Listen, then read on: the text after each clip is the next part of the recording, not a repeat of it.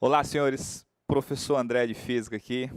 Hoje nós vamos falar de um assunto importante também para os vestibulares: gravitação. Hoje nós vamos falar em especial sobre as leis de Kepler e a lei da gravitação universal. Valeu.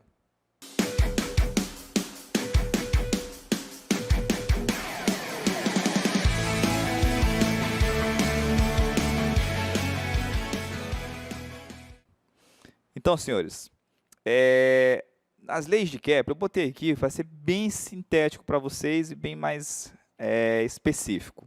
Até porque, para a gente chegar nas leis de Kepler, você tem todo um conteúdo histórico. Até a gente chegar hoje nessa ideia de que o Sol é o centro do universo e que os planetas descrevem uma trajetória elíptica, muita coisa aconteceu. Aconteceu, muita gente importante morreu, gente importante foi condenada à prisão perpétua domiciliar, no caso de Galilei, tá bom? Tudo por causa desse início do estudo da gravitação. Polêmico, tá? Eu digo isso para meus alunos. Então, dê uma olhadinha aqui para mim. Antigamente, acreditava-se que a Terra era o centro do universo. Esse sistema é um sistema quê? Geocêntrico. Tá, o geocentrismo, e que os planetas descreviam trajetórias circulares, né? Tinha isso, em epiciclos, eram várias ideias nessa época. O importante é que começou o estudo e aí foi se desenvolvendo e se aprimorando na matemática. Tá, o que eu quero de vocês aqui? Até chegar aqui, ó, em Kepler, tá? Ele formulou 3 leis. Tá? Esse processo histórico, em outro momento, a gente comenta. Ele formulou 3 leis. O que diz a primeira lei de Kepler? É a lei das órbitas. E o que diz a lei das órbitas? Que o Sol está localizado em um dos focos de uma elipse. Então, vamos entender que bem aqui eu tenho o Sol, tá? Ele fica localizado em um dos focos. Uma elipse, né, é um assunto sobre cônicas. E aí você tem 2 focos aqui para você estudar. Tá? Esse foco ele pode ter localização aqui ou do outro lado, não no centro dessa elipse. Tá? Então, aqui eu tenho o Sol localizado em um dos focos da elipse. E os planetas, né? Digamos que bem aqui, turminha, eu tenho um planeta descrevendo trajetória o quê? Elíptica ao redor do Sol. O que eu acho interessante aqui para vocês entenderem? Tá? Quando o Sol está nessa posição, que ele exerce essa força em cima do planeta, vamos entender assim, esse planeta ele se movimenta do afélio para onde? Para o periélio. E essa movimentação ela se dá de forma acelerada. Então, do afélio para o periélio, o movimento é acelerado, e do periélio para o afélio, nós caracterizamos o movimento como um movimento o quê? Retardado. Tá? Mas, teoricamente, o que será perguntado sobre a primeira lei? Ela diz o quê? O Sol localizado no foco, Sol no foco da elipse, né? E a trajetória ela tem que ser o quê? Elíptica, com movimento acelerado do afélio para o periélio e com movimento retardado do periélio para o afélio. Então, essa é a dica da primeira lei, tá certo, senhores? Sol localizado em um dos focos e os planetas descrevem trajetórias elípticas, não circulares. Tá? A gente adota em alguns momentos fazer a trajetória circular, algumas questões a gente adota por causa da força centrípeta, tá? Para não expandir muito o cálculo. Mas essa trajetória da primeira lei, ela tem que ser em forma de elipse, e o Sol fica no foco dessa elipse. Tá? A segunda lei, o que diz essa segunda lei de Kepler? A segunda lei de Kepler, a gente chama de lei das áreas. Tá? E aí, aí a gente vai marcar áreas aqui, tipo, eu tenho aqui uma área 1, né? E uma área 2, que no caso é essa aqui. A área 1 é o planeta sai da posição 1, anda isso aqui até chegar nessa posição 2. Claro que você gasta um intervalo de tempo.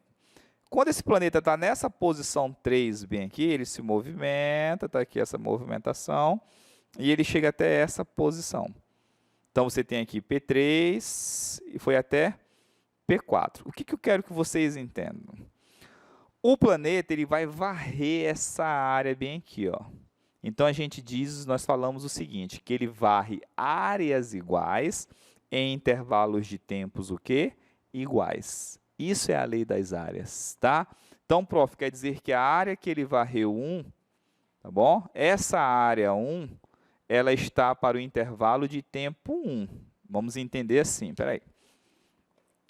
Tá? Essa área 1, ela está para o intervalo de tempo 1, mas como ele varre proporcionalmente a outra área, então a área 2, ela também está para o intervalo de tempo 2. Aí o aluno me pergunta assim, mas prof, essa velocidade, se aqui é a área sobre tempo, não seria a velocidade? Aí eu digo assim, seria. Essa velocidade, então, dentro aqui não seria igual? Eu digo, seria. E por que ele acelera na primeira lei e desacelera aqui? Porque essa aqui é uma velocidade linear.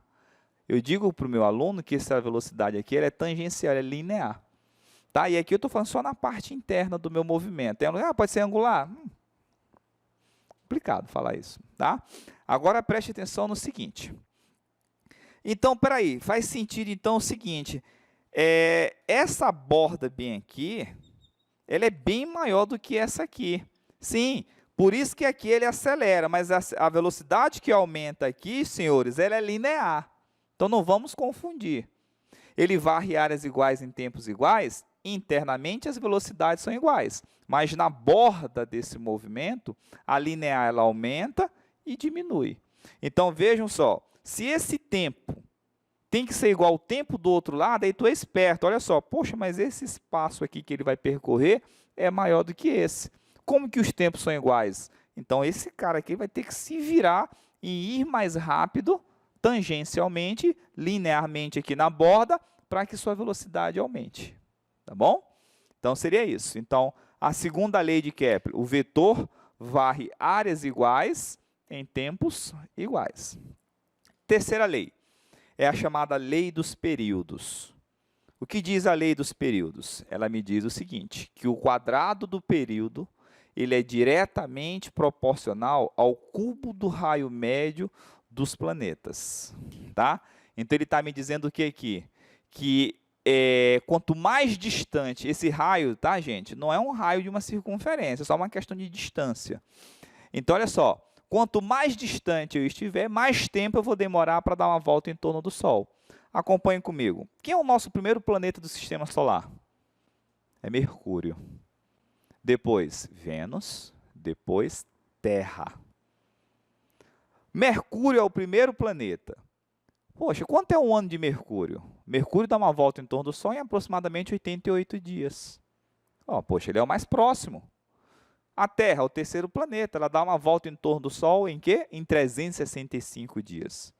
Então, vejam, um ano terrestre é bem maior do que um ano de Mercúrio, tá bom? Então, por isso que ele diz que o quadrado do período de revolução é diretamente proporcional ao cubo do raio médio desses planetas, ok? Então, guardem essas dicas aí para vocês.